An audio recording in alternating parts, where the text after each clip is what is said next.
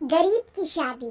शशि की सौतेली माँ ने उसकी शादी की तो बड़े घर में, लेकिन पति कोई काम न करता। आप ससुर जी के साथ काम पर क्यों नहीं जाते? हाँ जाऊंगा, लेकिन कल से। आज जरा मैं दोस्तों के साथ घूमने जा रहा हूँ।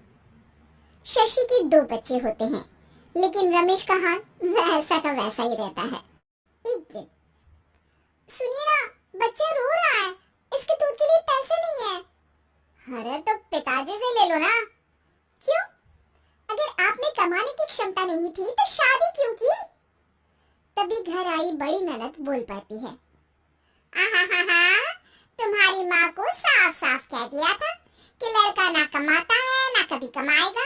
हम चार चार बहनें हैं इसका ख्याल रखने के लिए, और पिताजी का इतना सारा पैसा, तुम्हें किस चीज की कमी रखी है? लेकिन थोड़े ही सालों में तकदीर बदल जाती है। शशि का ससुराल गरीब हो जाता है। सब बिकने के बाद शशि अपने पति, बच्चे और सास के साथ किराए के मकान में आ जाती है। मैं कोई नौकरी करना चाहती हूँ दीदी। अरे इतने बड़े घर की बहू थी शशि, तुम नौकरी करोगी? नहीं नहीं नहीं नहीं। नहीं करूंगी तो घर कैसे चलेगा? बच्चों को भी तो पालना है ना। तभी शशि का भाई आ जाता है। शशि, ये ले राशन का सामान, किसी भी तरह की कोई भी जरूरत हो तो बताना। भाई, अब मैं नौकरी करूंगी।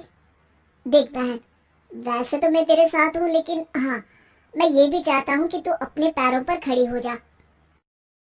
शशि को एक प्ले स्कूल में छोटे बच्चों को संभालने की नौकरी मिल जाती है।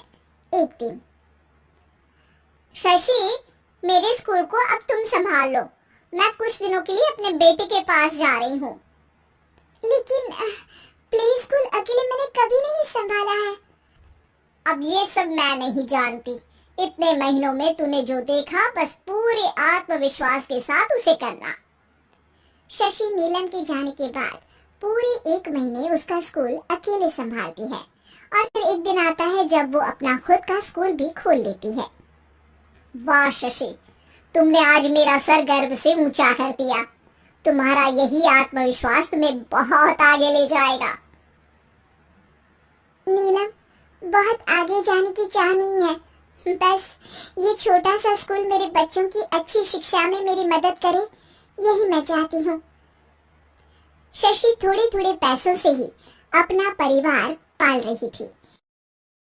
एक दिन उसके घर उसकी बड़ी ननद आती है। अरे भाभी, घर में कूलर तो लगा लेती, मेरी माँ को कैसे पंखे में लिटा रखा है? अरे तो शशि कौन सा एसी लगा कर सो रही है, वो भी तो यहीं रहती है ना मेरे पास। ज्यादा यहाँ आकर मेरी बहू को परेशान न किया करो।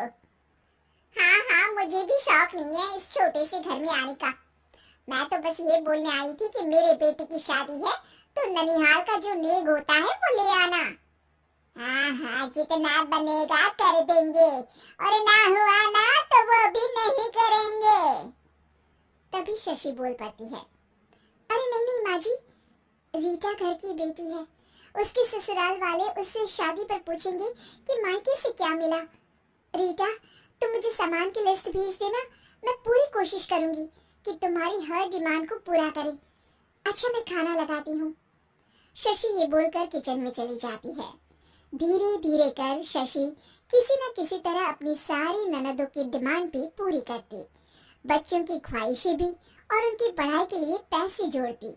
एक दिन जब शशि का बेटा 12वीं पास करके आता है, माँ, अब तुझे काम करने की जरूरत नहीं है, मैं अब कोई ना कोई नौकरी करके पढ़ाई भी साथ कर लिया करूंगा। शशि को लगता है कि बेटा और आगे पढ़ाई करे, लेकिन वक्त की मार के कारण वो बेटे को काम के लिए हाँ कर देती है। अब बेटा एक बैंक में चपरासी बन जाता है। लड़का देखने में तो बड़ा अच्छा है, अंग्रेजी भी पटर पटर बोलता है, फिर चपरासी क्यों? लड़का सारी बात मैनेजर को बता देता है। अच्छा, तो मैं तुझे एक मौका देता हूँ, तू यहाँ रहकर दूसरे डिपार्टमेंट का भी काम सीख। अगर तू किसी एक का भी काम अच्छे से सीख गया तो मैं तुझे यहाँ टेबल चेयर में बैठने वाली नौकरी दे दूंगा।